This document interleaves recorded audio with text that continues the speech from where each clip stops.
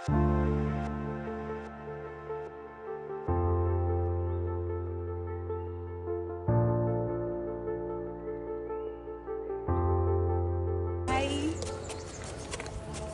Bhavya Reddy.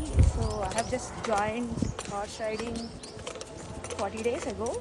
So this is my second month. చేయడం horse riding అందరు అడుగుతుంటే బాగానే అనిపించింది చూసినప్పుడు కొత్తలో.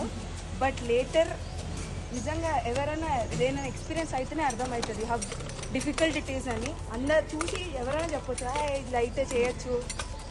యాజ్ ఎ క్రికెటర్లో క్రికెట్ ఆడుతున్నప్పుడు విరాట్ కోహ్లీ అక్కడ ఏం ఆడకపోతే మనం అంటాం ఏం ఆడుతున్నాడు అని. బట్ ఆయన ప్లేస్లో ఉంటే you come to know how difficult job it is. In the same way horse riding కూడా అట్లనే. బట్ ఫస్ట్ డిఫికల్ట్ అని భయపడ్డది.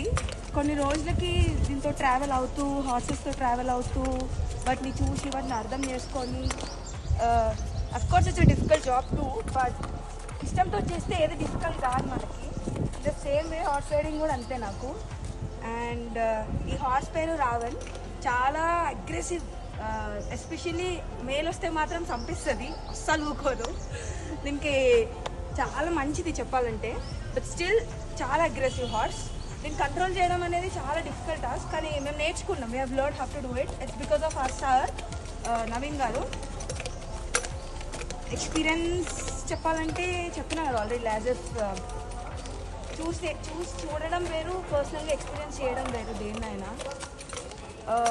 I use to play tennis, I use to play cricket. But అది నాకు వచ్చినంత క్విక్గా ఇది రాలేకపోయింది. బికాజ్ ఇక్కడ నువ్వు నీ మైండ్ ఎంత కంట్రోల్ ఉన్నది ఎంత ఈక్వల్ ఇంపార్టెంటో హార్స్ మైండ్ ఎంత ఉంది, దాని మూడ్ ఎట్లుంది ఆల్సో ఈక్వల్ ఇంపార్టెంట్. అది చూసుకోవాలి, నీ మైండ్ చూసుకోవాలి, నీ మూడ్ చూసుకోవాలి, నువ్వు ఎనర్జీ లెవెల్స్ చూసుకోవాలి, దాన్ని చూసుకోవాలి.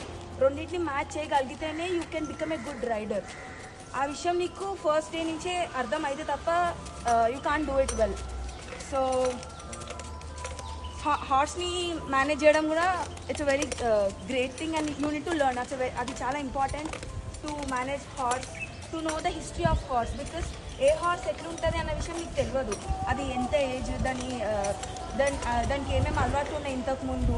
ఒక్కొక్క హార్స్కి ఒక్కొక్క అలవాటు ఉంటుంది.